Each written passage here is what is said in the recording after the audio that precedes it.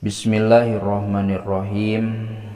Ngalajeng kana hancadaresan kitab Durratun Nasihin halaman 143 kantun qauluhu an Abi Bakrin As-Siddiq an Abi Bakri Siddiq.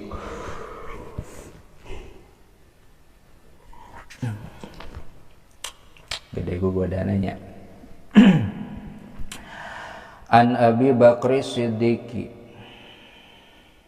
katampi ti Abu Bakar As-Siddiq radhiyallahu ta'ala anhu.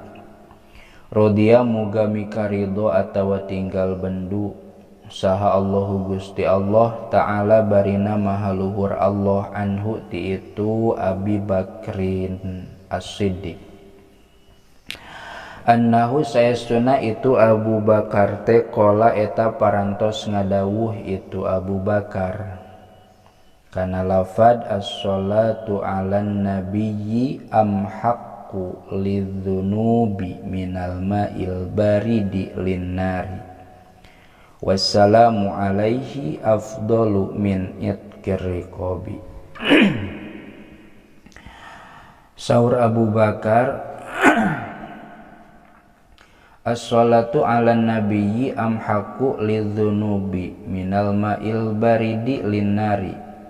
As-sholatu ari maca sholawat 'alan nabiyyi ka Kangjeng Nabi amhaqqu eta teh leuwih ngalebur lidzunubi kana pirang-pirang dosa minal ma'i tinimang cai al baridi anu tiis linnari kana seuneu neraka atawa kana seuneu nya. Maksudna kumaha? Ku agung-agungna sholawat nepikakeun bisa ngalebur, bisa ngahapus kana dosa. Bandinganana ngahapus kana dosa teh amhaku lidzunubi minal ma'il baridi linari. Leuwih naon leuwih ganas atawa leuwih manjur daripada manjur atunya naon atuh supaya kahartieun leuwih canggih leuwih manjur daripada mareumanana cai kana seuneu. Kan lamun aya seuneu dibanyur ku cai nya bandingkeunana seuneuna ulah seuneu sagede gedung caina saemer ulah kitu nya. Tapi sing saimbang minimal seuneu sakitu cai ge sakitu atawa seuneu rada gede cai rada leutik oge bisa nya. Seuneu ku cai kaceos langsung pareum manjur tah cai teh bisa mareuman kana seuneu.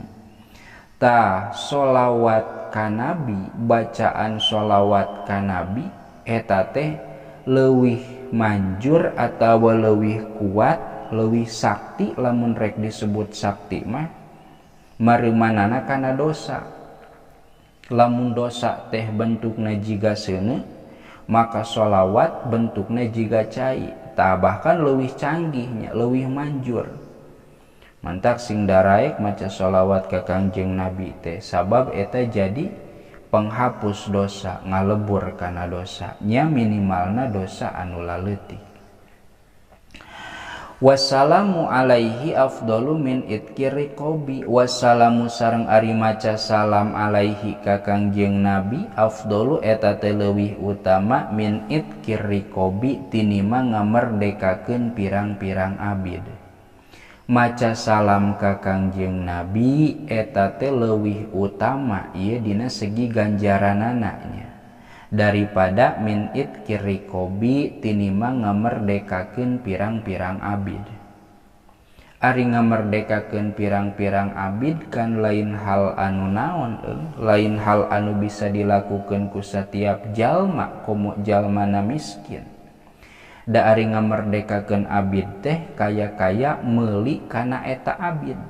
Lamun hargana abid 1000 dirham zaman baheula da ayeuna mah geus teu kacaritakeun abid teh nya ngan wallahu alam aya jeung henteuna mah ngan teu kacaritakeun we ayeuna mah aya abid. Kisaran lamun zaman ayeuna mah ngamerdekakeun abid teh kana ukuran 1 miliar 2 miliar. ya lamun hiji abidna tah maca salam ka Kangjeng Nabi eta teh leuwih utama. Atuh lamun teh mah ditingali tina segi ganjaranana urang maca salam sakali ka Kangjeng Nabi kaya-kaya geus sodaqoh ku duit ratusan juta bahkan miliar. Eta keutamaan tina maca sholawat sareng maca salam ka Kangjeng Nabi.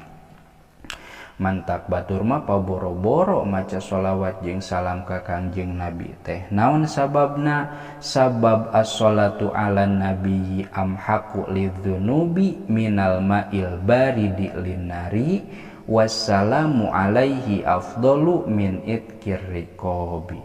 Syifaun syarifun kitu anu dicarioskeun dina kitab Syifaun Syarif. Titik. Yuqalu ma'a malakil mauti sab'una malakan min malaikati rahmati. Cekap wallahu a'lam bissawab.